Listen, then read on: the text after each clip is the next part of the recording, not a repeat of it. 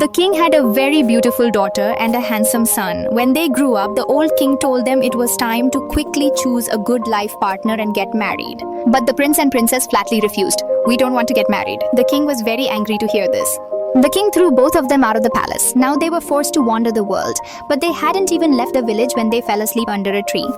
The princess soon fell asleep and had a strange dream. In the morning, she told her brother about it. "I dreamed that if the leaves of this tree are placed on a sick person's head, they will get well instantly. And if a dying person drinks the water from this small river, they'll start jumping like a monkey." The prince liked the idea. He collected the leaves, filled the water, and continued his journey. Soon they reached a foreign land. Everyone there wore black clothes.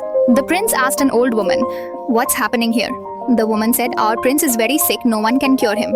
The prince saw an opportunity. They both pretended to be doctors and entered the palace. The king was thrilled and took them to his son right away. The princess put magical leaves on the sick prince's forehead and his eyes opened immediately. As soon as their eyes met, they both moved apart. Then the other prince gave him a bit of magical water and the prince's face brightened instantly. He was so happy that he hugged the princess and said, "I want to marry you." The princess was worried for him too, so she decided to stay. Her brother blessed her and went off alone to find his partner. While wandering, he reached another land. The king there had declared that whoever guessed the princess's birth correctly would marry her and become the heir. Hundreds of rich and royal people had tried, but no one could give the right answer. The prince was lost in thought when a nearby blacksmith recognized him and said, "I can help you."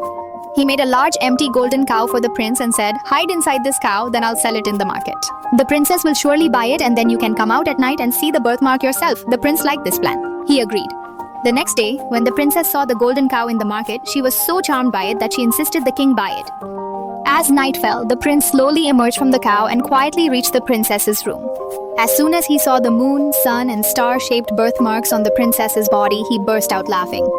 Hearing the laughter, the princess woke up and screamed loudly when she saw a stranger in the room. But as soon as she saw the prince's handsome face, she calmed down. They sat and talked, and the prince explained he truly liked her and wanted to marry her by giving the right answer. The princess also started liking the prince, so she planned to get him safely out of the palace. The next day, she broke the golden cow's ear on purpose and told the king to send it out for repair. As soon as the cow returned, the prince came out and went straight to the palace, telling the king, "I know what the princess's birthmark looks like." The king gave him 3 hours to think. After 3 hours, the prince told the king that the princess's birthmark has a moon, sun, and stars. The king was happy. He jumped up and said, "You will be my son-in-law and marry my daughter."